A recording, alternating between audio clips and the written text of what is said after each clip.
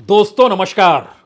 आजाद भारत में आपने कभी सुना नहीं होगा कि इस देश में विपक्ष के नेता और राजनीतिक दल की पहचान अपने साथ लेकर चलने वाले के खिलाफ एक दो नहीं, तकरीबन 2 दर्जन मुकदमे इस देश में उसी दौर में ठोक दिए गए जब इस देश में सत्ता बीजेपी के पास और प्रधानमंत्री नरेंद्र मोदी। दरअसल नाम लेने की जरूरत इसलिए है क्योंकि खुद प्रधानमंत्री नरेंद्र मोदी और मोदी समाज को लेकर भी मानहानि के मुकदमे हुए। जब अमित शाह बीजेपी के अध्यक्ष थे और आज तो गृह मंत्री हैं, उनकी भी मानहानि को लेकर मुकदमे हुए। आरएसएस को लेकर भी मुकदमे हुए। वीर सावरकर का नाम लेकर भी मुकदमे हुए। इस देश के भीतर में किसी नेता के खिलाफ इतने कम दौर में इस तरीके से सत्ता ने अपने नाम के आश्रय अगर मुकदमा ठोका होगा तो यह सोचकर ठोका होगा कि शायद यह मुकदमों में ही उलझ कर रह जाएंगे। और इसीलिए तो ईडी ने 5 दिनों तक लगातार 50 घंटे जब पूछताछ की हेराल्ड केस को लेकर, तो उस दौर के बाद भी गिरफ्तारी राहुल गांधी की क्यों नहीं हुई, यह सवाल कोई भी पूछ सकता है। और यह भी पूछ सकता है कि जब इतने मुकदमे ठोके गए तो फिर किसी पर भी कोई रास्ता निकल क्यों नहीं पाया, यानी समाधान तक बात पहुंची क्यों नहीं, और सिर्फ तारीख दर तारीख क्यों दी गई। और निचली अदालत अगर राहुल गांधी के खिलाफ फैसला देती है तो फिर सुप्रीम कोर्ट उसे कैसे पलट देती है। तो क्या इस देश के भीतर में राहुल गांधी की पूरी राजनीति से मौजूदा वक्त में सत्ता घबराई हुई है? क्या उसे इस बात का डर हो चला है कि इस देश के भीतर में राहुल गांधी की राजनीति दरअसल एक ऐसी परिस्थिति को पैदा कर चुकी है जहां पे सत्ता सिर्फ कहते रह गया और राहुल गांधी उनके साथ बैठकर उनके दर्द को बांटकर और उनकी नई परिस्थिति को नई राजनीति में मुख्य धारा में लाने की कोशिश करते हुए दिखाई देने लगे, जो सत्ता के लिए मुश्किल हालात पैदा कर रहे हैं। मेरे पीछे एक तस्वीर है, आज बात इस तस्वीर से ही की जाए, क्योंकि राहुल गांधी दिल्ली से उड़ान भरे लखनऊ पहुंचे, लखनऊ से गाड़ी से सुल्तानपुर पहुंचे, सुल्तानपुर की अदालत में उनकी पेशी हुई, वहां से निकले वापस लखनऊ जा रहे थे, रास्ते में एक मोची की दुकान पड़ गई। मोची का नाम चैतराम है, जो उन्होंने कैमरे पर ही बताया। राहुल गांधी ने उनसे उनके दर्द के बारे में पूछा, उनके पेशे के बारे में पूछा और एक चप्पल लेकर उसे सीने की कोशिश भी की। यह तस्वीर दरअसल उधर की ही है। इस तस्वीर के आगे बागे देखिए, यह दुकान की तस्वीर है जिस दुकान में राहुल गांधी बैठे हैं, उसमें जूता लेकर देख रहे हैं, उसमें बकायदा संवाद हो रहा है। ये सारी परिस्थितियां बतलाती है कि समाज के उस तबके से राहुल गांधी ने अपने राजनीतिक सरोकारों को जोड़ लिया जिसको लेकर दिल्ली की सांसें लगातार फूलने लगी है। और नया सवाल यह आ गया है कि इस देश के तकरीबन 12 शहरों में राहुल गांधी की आवाजाही अगर मुकदमों को लेकर ही होने लग जाए और राहुल गांधी जिस तर्ज पर वहां के लोगों से जुड़ रहे हैं और वहां पर कांग्रेस के कार्यकर्ता इसे ही अपनी राजनीतिक ताकत के तौर पर मान रहे हैं, तो फिर हर राज्य में बीजेपी की राजनीतिक जमीन नहीं खिसकेगी, बल्कि जो पूरा का पूरा हवा क्रिएट किया गया, बनाया गया सिर्फ एक व्यक्ति चेहरे और उसके चकाचौंध के आश्रय, उसी के जरिए क्या ये मुकदमे हुए, क्योंकि उनका नाम भी शामिल है।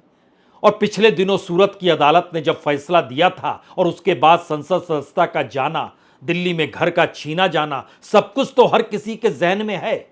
लेकिन क्या मौजूदा वक्त की परिस्थितियां बिल्कुल पलट चुकी है और अब सत्ता को लगने लगा है कि दरअसल ये मुकदमे ही उसके गले की फांस ना बन जाए? क्योंकि हर मुकदमे पर राहुल गांधी इसी तर्ज पर अगर जाते चले गए और जितनी बड़ी तादाद में लोगों की भीड़ नजर आती चली गई और उस दौर में राहुल गांधी आम लोगों से उसी तर्ज पर मिलते चले गए जैसे भारत जोड़ो यात्रा के दौर में मिल रहे थे, तो फिर समूची राजनीति तो उन्हीं केस मुकदमों के इर्द गिर्द जाकर सिमट जाएगी और लोग सवाल करने लगेंगे कि किसकी मानहानि हुई है। क्या ऐसी स्थिति भी आ सकती है? मोची से मुलाकात, मोची का क्या कहना, बात आज इसी से शुरू की जाए।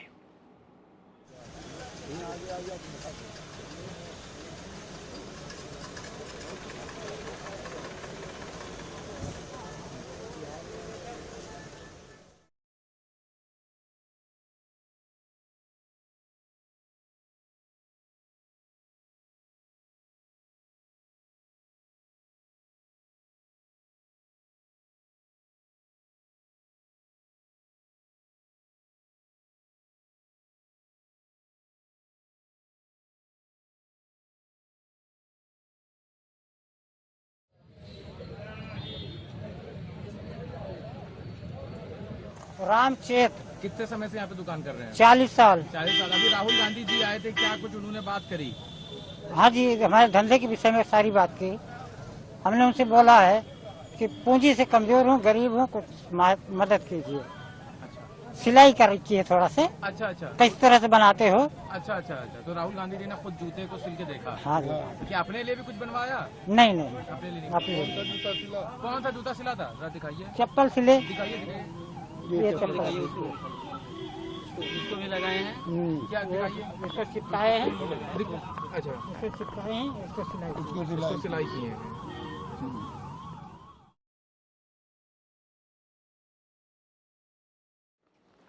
अब आप कल्पना कीजिए, यह तो सुल्तानपुर का इलाका है, उत्तर प्रदेश में बीजेपी की राजनीतिक जमीन हिली हुई है। और इसी तर्ज पर इस देश के भीतर में चाहे असम का कामरूप हो, महाराष्ट्र का भिवंडी हो, या बांद्रा का इलाका हो, या ठाणे का इलाका हो, या फिर पुणे का इलाका हो, या फिर बिहार में पटना हो, या गुजरात में भी अहमदाबाद हो, सूरत हो, या झारखंड में रांची चाईबासा हो, सुल्तानपुर के इलाके में तो आज गए, लेकिन इसके साथ साथ बेंगलुरु है, दिल्ली है, और अहमदाबाद शहर भी उस दायरे में आता है जहां पर राहुल गांधी के खिलाफ केस दर्ज किए गए। इन तमाम केसों को अगर आप परखना शुरू आज करें तो बात सुल्तानपुर से ही निकलेगी। और सुल्तानपुर को लेकर याद कीजिए, 4 अगस्त 2018 यानी ठीक 6 बरस पहले बेंगलुरु में प्रेस कॉन्फ्रेंस में एक व्यक्ति ने सवाल किया राहुल गांधी से कि बीजेपी खुद को ईमानदार और साफ छवि की बतलाती है, क्या आपकी राजनीति उस तर्ज पर होगी? राहुल गांधी का जवाब था कि बीजेपी ईमानदारी और साफगोई राजनीति की बात तो करती है, लेकिन जिस पार्टी के अध्यक्ष पर ही हत्या के केस का आरोप दर्ज हो और वो आरोपी हो, तो ऐसे में कैसे कहा जा सकता है कि वो पार्टी ईमानदार है और स्वच्छ छवि की है? इस बात को लेकर सुल्तानपुर में उस दौर में जो बीजेपी के कार्यकर्ता थे, लोकल बीजेपी लीडर, जिला कोऑपरेटिव के चेयरमैन भी विजय मिश्रा, उनको बात चुभ गई और वो अदालत में पहुंच गए और उन्होंने केस दर्ज कर दिया। और केस आईपीसी की धारा 499 यानी अफवाह फैलाना और किसी के रेपुटेशन को डैमेज करना, इस आरोप के तहत यह केस दर्ज हो गया। 2018 से लेकर 2024 के बीच में 12-13 बार बुलावा आया। 3 मौकों पर राहुल गांधी गए। याद कीजिए, तो जब वो भारत जोड़ो न्याय यात्रा निकाल रहे थे 20 फरवरी को, तब गए। 2 मिनट की पेशी हुई, फिर छोड़ दिया गया। दूसरी तारीख 2 जुलाई को दी गई इसी साल। 2 जुलाई में चूंकि पार्लियामेंट चल रही थी, वहां भाषण थे, उस तारीख को आगे बढ़ाया गया। फिर 26 जुलाई दी गई, जो आज की तारीख है। और आज 16 मिनट सुल्तानपुर की अदालत में राहुल गांधी ने गुजारे। यानी दिल्ली से सुल्तानपुर 700 किलोमीटर हवाई जहाज, सड़क, सब चीज करते हुए पहुंचे और वहां पर 16 मिनट अदालत के भीतर में उन्होंने कहा, मैं निर्दोष हूं, मेरे खिलाफ राजनीतिक साजिश हुई है, मैं सारे आरोपों से इनकार करता हूं, मैं और मेरी पार्टी की छवि को धूमिल करने के लिए ही इस तरीके की राजनीतिक साजिश रची गई है। अब आप कल्पना कीजिए, कोई एक सामान्य पॉलिटिशियन हो या कोई एक इस देश का सामान्य व्यक्ति हो, इस तरीके से यह तो एक केस है, ऐसे अगर दर्जनों केस उस पर हो जाएं और सारे के सारे केस पॉलिटिकल वे में उसी पॉलिटिकल पार्टी के नेताओं को लेकर और उसी पॉलिटिकल पार्टी के कार्यकर्ता कर रहे हों, तो वह पूरी उम्र तो अदालतों के चक्कर लगाते हुए गुम हो जाएगा। लेकिन राहुल गांधी जवाब दे रहे हैं और इस बात को लेकर दिल्ली शायद उस राजनीति को पचा नहीं पा रही है, क्योंकि इस दौर में जनता के साथ ताल्लुकात सत्ता के खत्म से हो गए। जो बजट में नजर आया, अलग अलग पॉलिसी में नजर आया, सत्ता के कॉरपोरेट प्रेम में नजर आया, और इस देश के भीतर सार्वजनिक उपक्रमों को बेचने में भी नजर आया, और नौकरियां देने की स्थिति में सरकार नहीं है उसमें भी नजर आया। तो जब जनता से सरोकार नहीं होंगे और इस तरीके से राजनीति इस देश में की जाएगी, तो उसका असर जो भी हो, लेकिन हमें लगता है आज पूरी की पूरी फाइल खोलनी चाहिए। क्योंकि राहुल गांधी भी चुनाव प्रचार के वक्त एक बात कह रहे थे, मेरे खिलाफ जितने केस करने हैं कर दीजिए, मैं हार नहीं मानूंगा, ना मैं आरएसएस से डरता हूं, ना मैं बीजेपी से डरता हूं। हेमंत को जितने केस लगाने मेरे ऊपर लगा दो, कोई फर्क नहीं पड़ता मुझे। मैं नहीं डरता, मैं बीजेपी से नहीं डरता, मैं आरएसएस से नहीं डरता।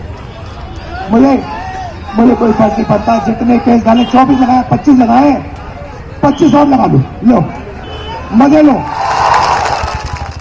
अब राहुल गांधी ये सोचते हैं और मानकर चलते हैं कि यह सत्ता राजनीतिक तौर पर उन्हें फंसाना चाहती है और उनकी जिंदगी से राजनीति को छीनकर अदालतों के चक्कर लगवाना चाहती है। लेकिन राहुल गांधी का मानना है कि चाहे ईडी की पूछताछ हो या तारीख दर तारीख इस दौर में दिया जाना हो, क्योंकि आज भी सुल्तानपुर की अदालत ने अगली तारीख 12 अगस्त तय कर दी। यानी क्यों तारीख तय की जब एक मुकदमे की पूरी सारी चीजें सामने हैं, यह सवाल किसी भी जहन में हो सकता है। लेकिन हमें लगता है कि हमारी टीम ने जो बातें तैयार की और हमने जो तमाम चीज़ों को मंगाया और समझने की कोशिश की कि आखिर कैसे कैसे केस दर्ज हुए हैं।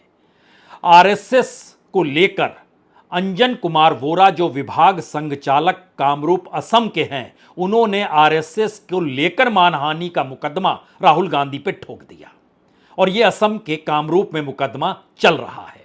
महाराष्ट्र के भिवंडी में महात्मा गांधी की हत्या को लेकर आरएसएस को लेकर उन्होंने जो कुछ कहा, उसमें जिला संघ कार्यालय में कार्यरत एक कर्मचारी राजेश एम कुंटे ने एक केस दर्ज कर दिया भिवंडी में, वह भी केस चल रहा है। महाराष्ट्र के बांद्रा में भी गौरी लंकेश हत्याकांड में आरएसएस की भूमिका को लेकर जो राहुल गांधी ने कहा, उसमें आरएसएस के एक्टिविस्ट श्रुतिमान जोशी ने एक केस ठोक दिया, बांद्रा में भी केस चल रहा है।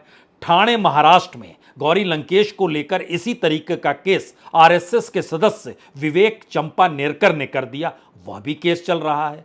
लखनऊ उत्तर प्रदेश में सावरकर को लेकर मानहानि का केस नृपेंद्र पांडे ने किया, जो बीजेपी के कार्यकर्ता हैं। पुणे महाराष्ट्र में सावरकर को लेकर ही सावरकर के पोते सत्याकी सावरकर ने केस ठोक दिया, वह भी केस चल रहा है। तो आरएसएस और सावरकर की एक अलग लकीर है। दूसरी लकीर है मौजूदा वक्त में प्रधानमंत्री मोदी और अमित शाह की। पटना बिहार में सुशील मोदी जी ने मुकदमा ठोका था मोदी समाज को लेकर, जो राहुल गांधी ने कहा खुद सुशील मोदी का निधन हो चला है, लेकिन यह केस अभी चल रहा है। सूरत में मोदी समाज को लेकर इसी तरीके से पूर्णेश मोदी ने, जो बीजेपी के एमएलए, उन्होंने केस ठोका, उसको लेकर सुप्रीम कोर्ट तक बात गई और सुप्रीम कोर्ट को बदलना पड़ा कि आप क्या कर रहे हैं, 2 साल की सजा क्यों दे रहे हैं। यानी एक पूरी प्रक्रिया के तहत निचली अदालतों से लेकर ऊपरी अदालतों तक की परिस्थिति में कोई व्यक्ति कैसे फंस जाए, इसकी व्यवस्था। और यह सिर्फ सूरत तक नहीं है, रांची में भी मोदी समाज को लेकर प्रदीप मोदी ने केस किया, राहुल गांधी के खिलाफ मानहानि का लेकर। गिरगांव में भी नरेंद्र मोदी को मानहानि का मुकदमा नरेंद्र मोदी को लेकर मोदी महेश श्रीमल बीजेपी कार्यकर्ता हैं, इन्होंने केस किया। लखनऊ में भी मोदी समाज को लेकर एक डिफेमेशन केस हुआ, यहां दिलीप श्रीवास्तव ने किया, जो बीजेपी के काउंसलर हैं। तो प्रधानमंत्री नरेंद्र मोदी और मोदी समाज, ये वक्तव्य भी 2019 का है, तभी से चला आ रहा है, लेकिन उसमें एक और ताकतवर शख्स का नाम जुड़ा, ये थे अमित शाह। अहमदाबाद गुजरात में अमित शाह को लेकर मानहानि का मुकदमा कृष्णवंदन ब्रह्मपट्ट, जो कि बीजेपी के पूर्व पार्षद हैं, इन्होंने केस ठोक दिया। रांची में इसी तरीके से अमित शाह, जो सुल्तानपुर में भी केस ठोका गया, वो अमित शाह को लेकर ही केस है कि उनके खिलाफ क्यों कहा, क्या कहा और ये ऐसी क्यों बात थी, तो इनमें मानहानि का मुकदमा ठोका जाए। रांची में नवीन झा ने किया, जो बीजेपी कार्यकर्ता है। रांची से सटा हुआ चाईबासा का इलाका है, चाईबासा में प्रभात कुमार ने, जो बीजेपी के वर्कर हैं, उन्होंने भी अमित शाह के नाम पर वहां मानहानि का मुकदमा ठोक दिया। इसी तरीके से सुल्तानपुर का मामला, ये तो एक लाइन है। इसके अलावे भी जो चुनाव के वक्त में म्यूजिक बज रहा था, उसमें कॉपीराइट वायलेशन को लेकर बेंगलोर की अदालत में एमआरटी म्यूजिक वालों ने उसमें राहुल गांधी को पार्टी बनाया।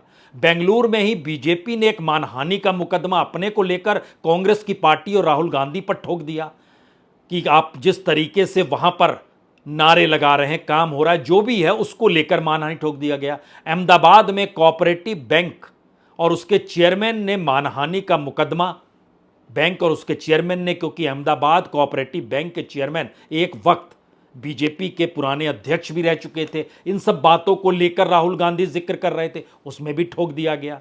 दिल्ली की अदालत में एक पॉस्को केस चल रहा है कि एक रेप पीड़िता की पहचान सामने लाने के लिए वो मामला भी दिल्ली में चल रहा है, और एक नेशनल हेराल्ड का मामला तो चल रहा है। एक लंबी प्रक्रिया के तहत ये सारे मामले अगर अदालतों के दायरे में किसी को फंसाना है और वो अगर व्यक्ति सक्षम नहीं है तो वो कैसे लड़ाई लड़ पाएगा, यह एक सवाल हो सकता है। लेकिन मौजूदा वक्त की राजनीति ने तमाम परिस्थितियां पलट दी हैं, क्योंकि आज जब राहुल गांधी लखनऊ पहुंचे तो लखनऊ से लेकर सुल्तानपुर तक जो हालात कांग्रेस के कार्यकर्ताओं का जमावड़ा वहां पर था और जितनी बड़ी तादाद में लोगों की मौजूदगी अदालत के बाहर थी, उसने एक मैसेज दे दिया कि ये केस ही कहीं कांग्रेस की ताकत तो नहीं बन चुके हैं, और कांग्रेस की ताकत में राहुल गांधी की मौजूदगी, वो एक केस में शामिल होने जा रहे हैं और फूल बरसाए जा रहे हैं। ये मैसेज है उस राजनीति के लिए जिसे लगता है कि दरअसल अदालतों के चक्कर लगाकर किसी की राजनीति को खत्म किया जा सकता है। तो एक नज़ारा हमें लगता है, एक पूरा नज़ारा देखिए जो लखनऊ एयरपोर्ट से शुरू होता है और सुल्तानपुर की अदालत तक पहुंचते पहुंचते कितनी बड़ी तादाद में कार्यकर्ताओं की भीड़, मौजूदगी, सब कुछ नजर आता है।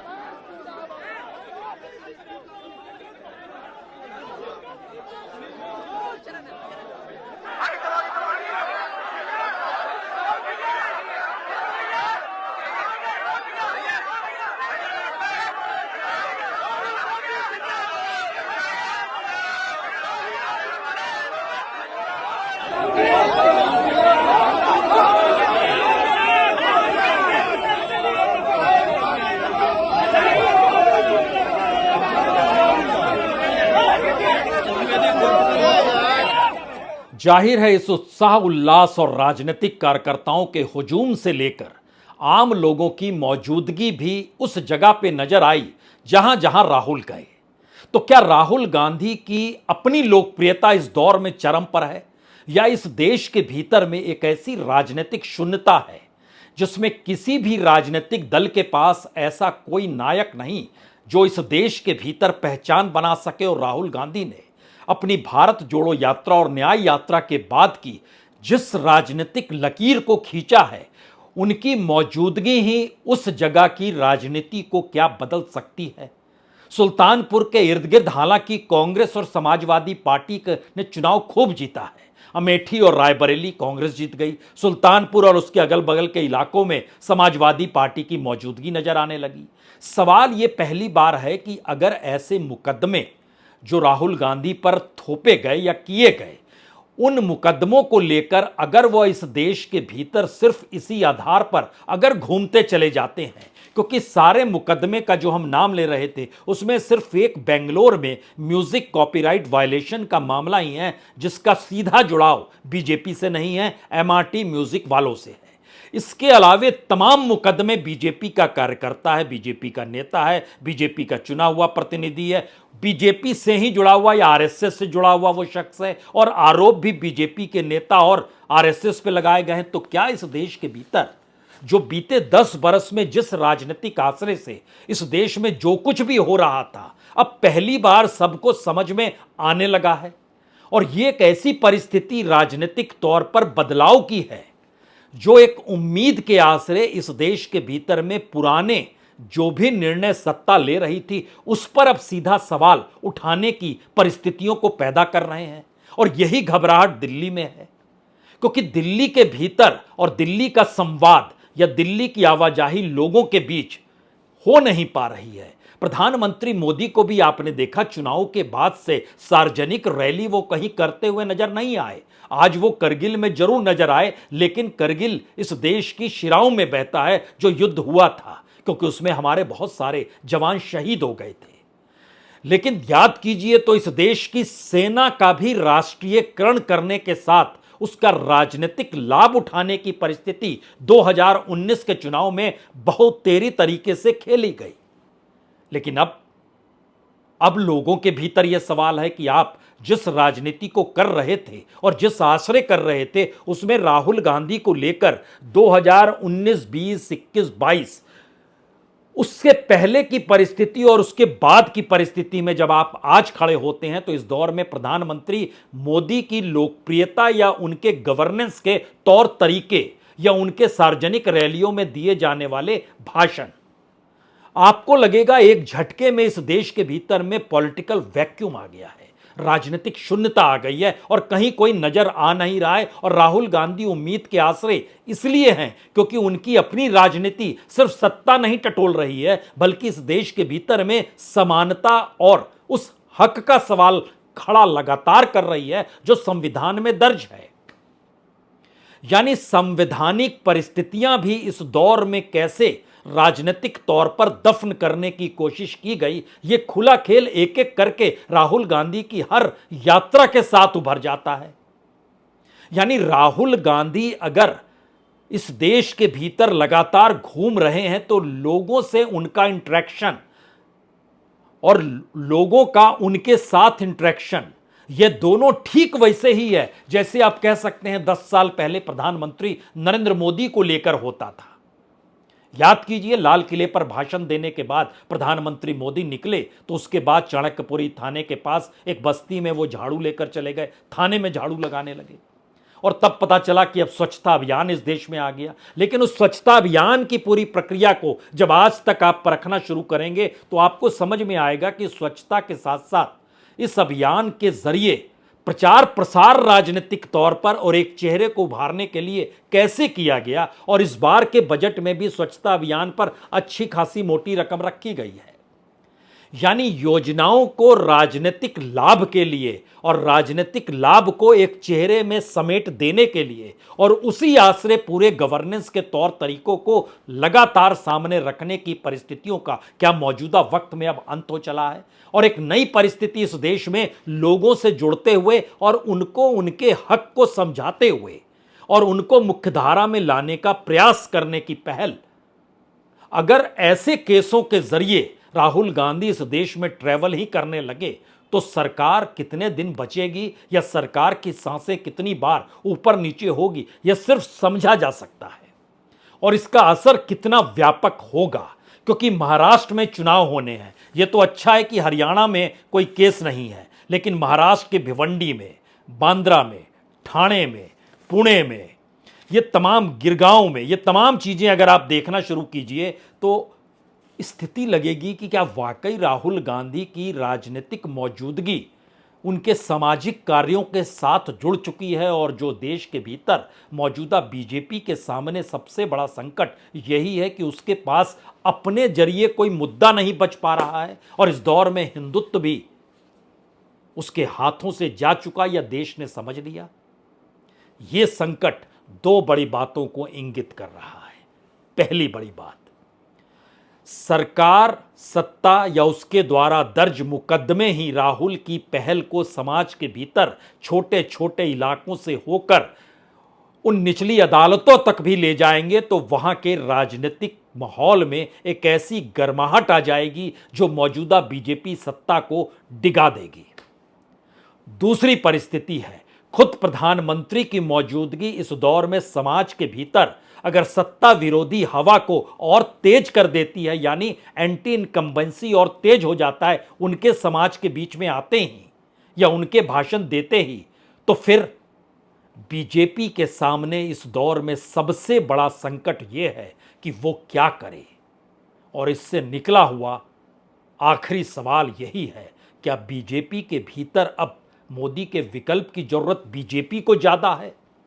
और दूसरी तरफ राहुल गांधी की मौजूदगी समाज के भीतर जितनी ज्यादा होगी उतनी ही मुश्किल बीजेपी को और होने वाली है, और खास तौर से मोदी शाह की उस राजनीति को होने वाली है जो बीते 10 बरस से ठसक के साथ चल रही थी। शायद सच यही है। बहुत बहुत शुक्रिया, बहुत बहुत शुक्रिया।